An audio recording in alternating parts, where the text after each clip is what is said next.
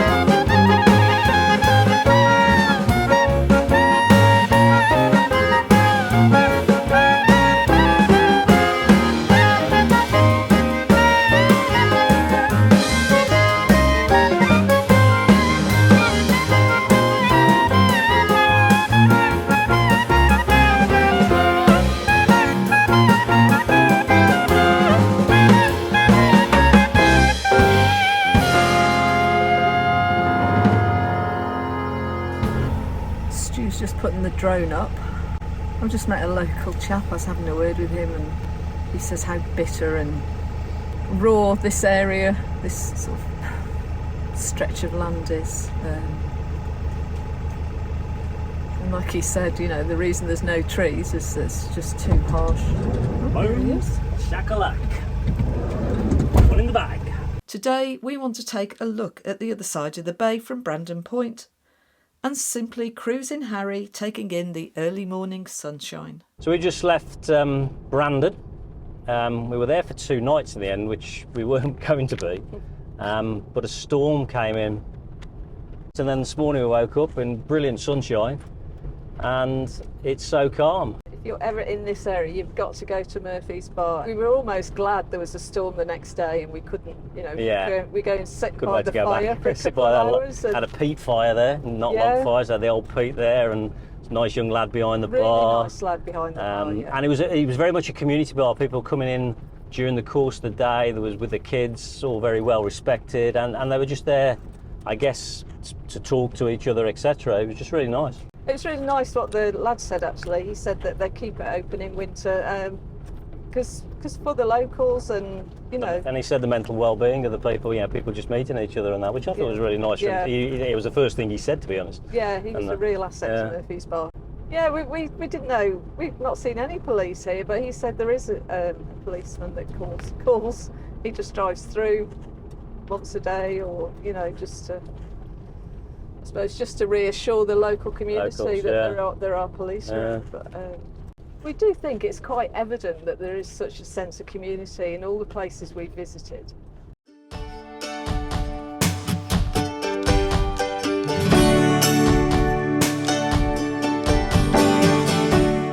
This side of the bay is quite crowded and it looks like there's more holiday homes. And we can see why, with some breathtaking beaches and accessible coastline.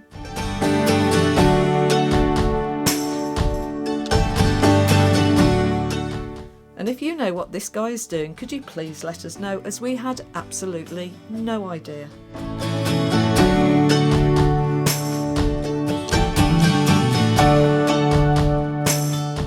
We cruise along and pull in several places to take photos and videos with the morning sun giving a great warmth through Harry's windows.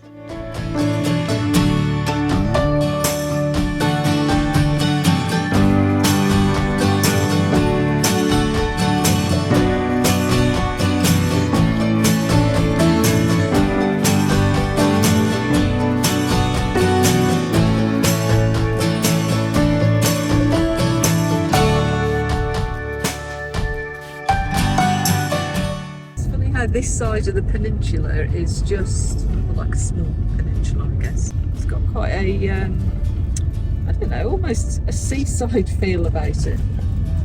So it also helps that the sun's out.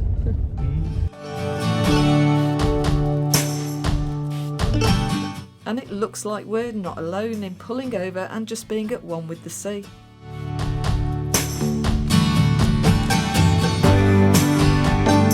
And we head back to a beach spot that was also a Parkup that we should have done, but we didn't.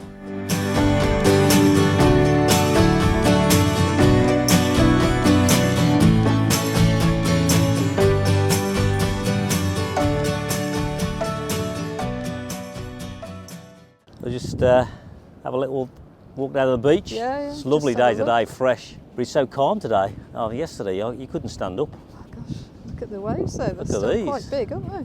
I think there's quite a bit of surfing happens here, I think.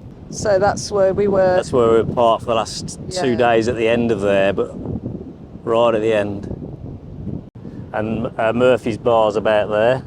Yeah, hi Murphy's Bar. And Connor's Pass is up that way. Yeah. I went and spoke to the local this morning. He said that we would have easily gone through Connor's Pass, but it was just the insurance really. We did have a problem. Stu, something out there. What's that out there? Oh, it's a person. There's 2 of them. Oh, they were in the car. Okay, stop getting excited, Joe. They were in the car. I don't know why. I thought they were seals. Every time I see a person, I think it's a seal. I think at some point he's going to turn around and go, oh my God, there's 2 surfers there. He said he just spotted them. Look at him now. I knew he just spotted them. See him surfing out there? Yes, I've seen them. I just knew you had.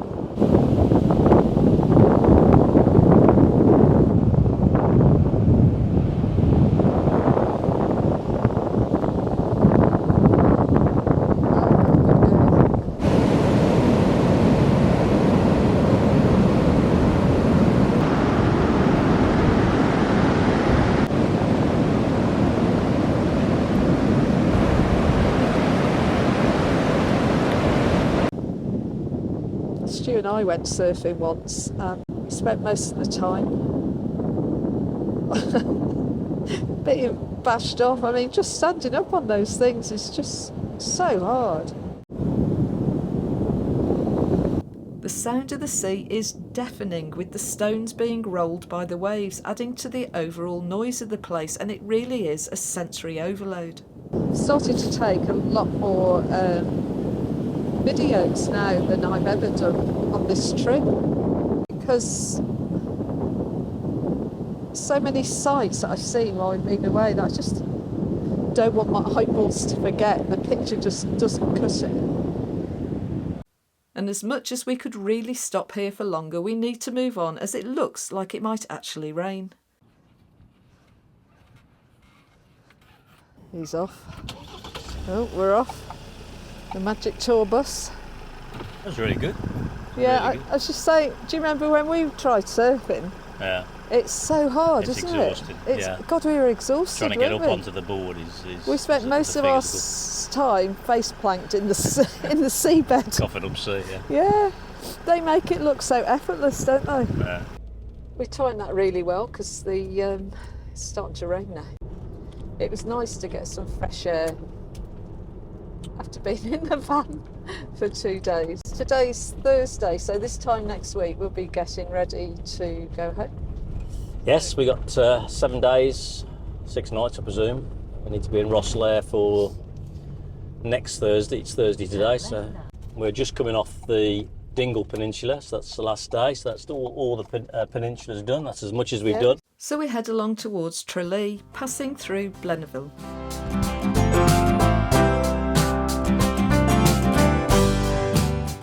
Blennerville was an emigration port in the Great Famine in the 1800s.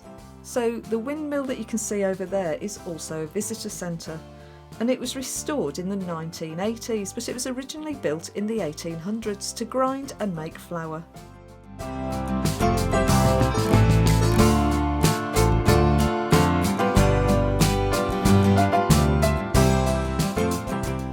And this is the Tralee Ship Canal.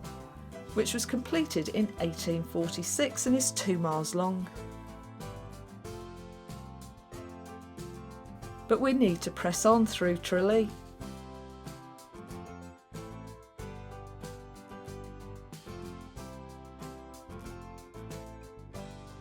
But we need to go somewhere first. Can you guess?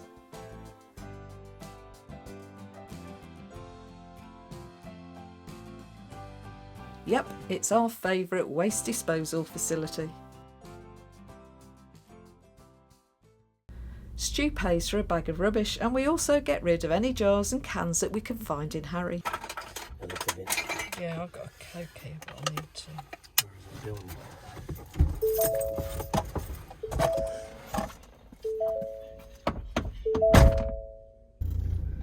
There's a big dog getting involved in there. Turn right now and then turn left. And we're off to find the Kerry County Museum. We're going to go to Duns. We love Duns. Maybe there's time for cake time. Yeah, it might be. No likey. Pedestrianised. Oh right, so you have to go round, except you can't go turn right, okay. Conquer, turn left. Right, it's Make taking. you turn now and then turn right. I'm going to go down left. We actually finally managed to park Harry right outside the museum. You're close, you're close.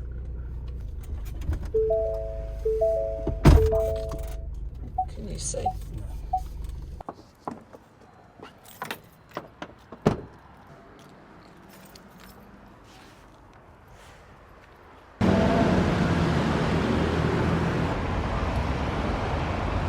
And you know it's autumn when the pavement is covered in leaves.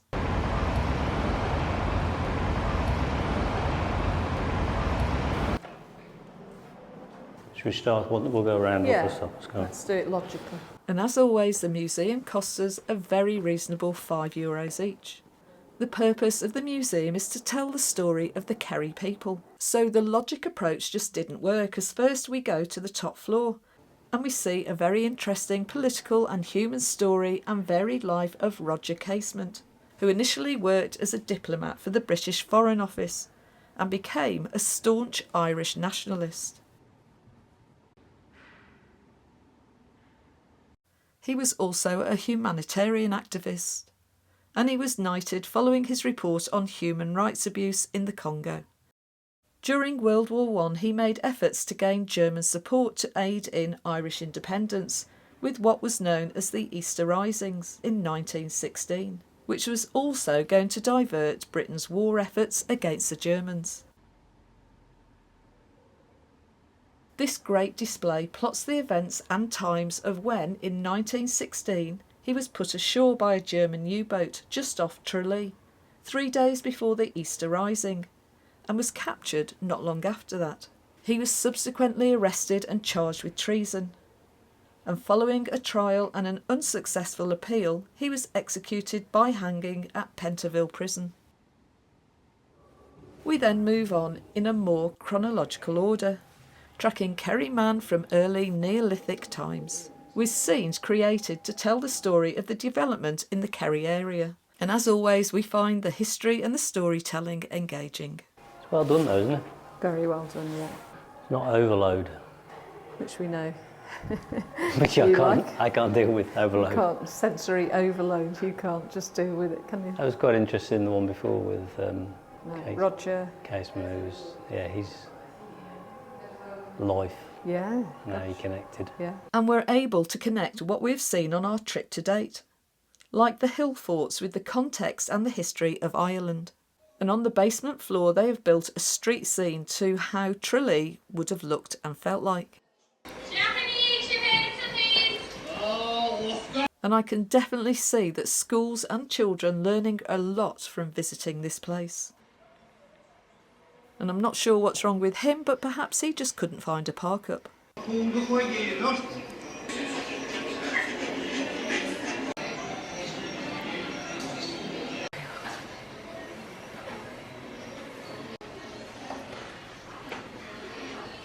Stu has just walked right past that, and that is actually where we stayed the night. We were camped there. Don't you recognise that picture?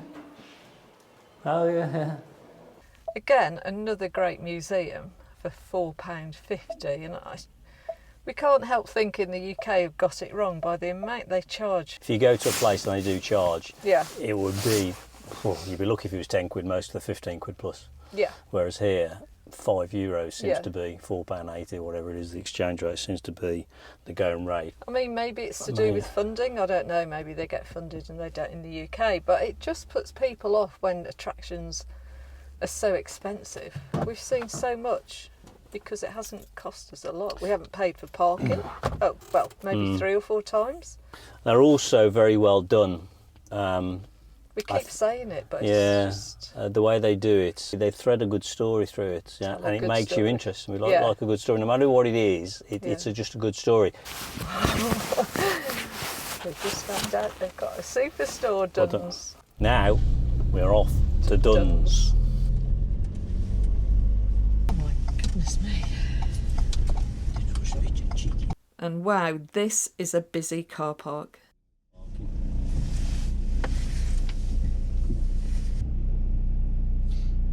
They could be... No, I was going to say... There's one there. Right, remember where that is?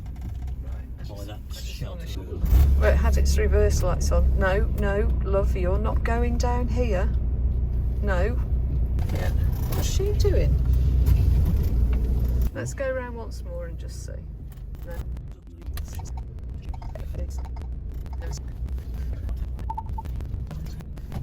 We're going in for the full Dun experience because it's a mega store. Oh gosh, yes, I'm sure it is. Oh, hello. It's the goodie section. It's for €5 or something. Yeah, we could put them in and just keep your little head warm. Do we need lettuce? What do you think? Should we get a iceberg? All looking very healthy at the moment. Sure it'll go downhill as we go round. Cakes. Oh my god. Oh wow. Wow, look at that little guy.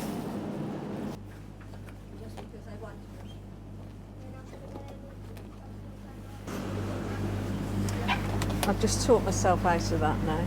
Oh, what do you have? Strawberry gatto? I've actually just taught myself out of that cake. Okay.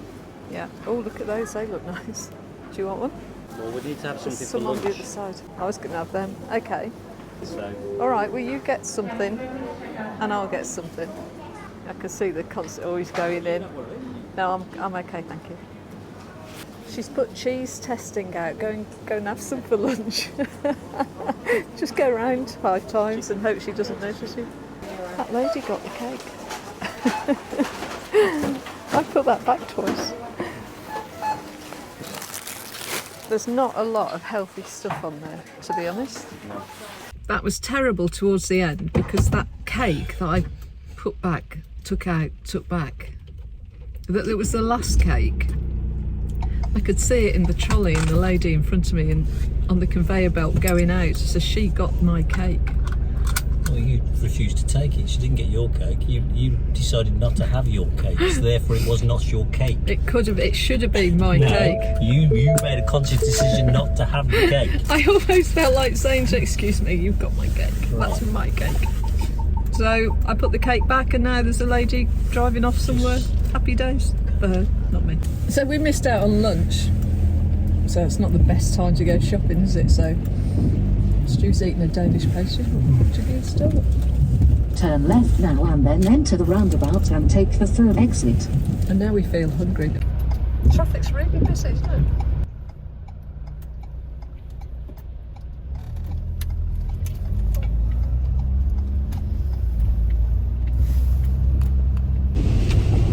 And the rain has set its back in. It's alright.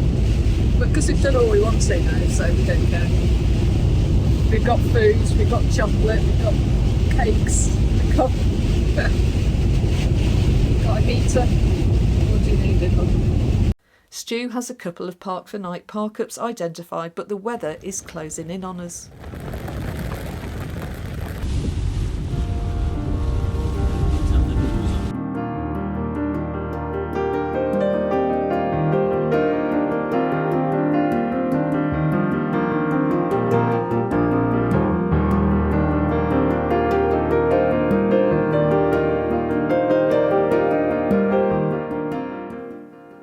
Unfortunately, Parkup number 1 has no overnight signs, so we move on.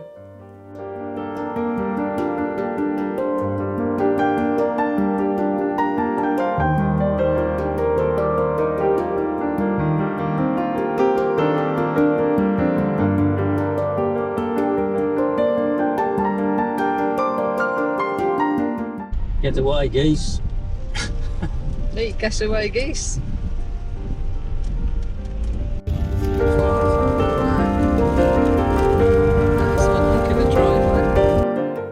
And unfortunately, Parkup number 2 doesn't fare much better, with no real sight due to private signs being in place. We've been to 2 Parkups. That's the hit and miss of Yeah. Park for night. Sometimes things change, don't get updated. They weren't real in the first place. So with the light fading, we find ourselves travelling at night. With cows crossing the road in the dark, this is actually turning out to be a bit more stressful than we would have liked. So we'll show you in the next episode where we finally end up.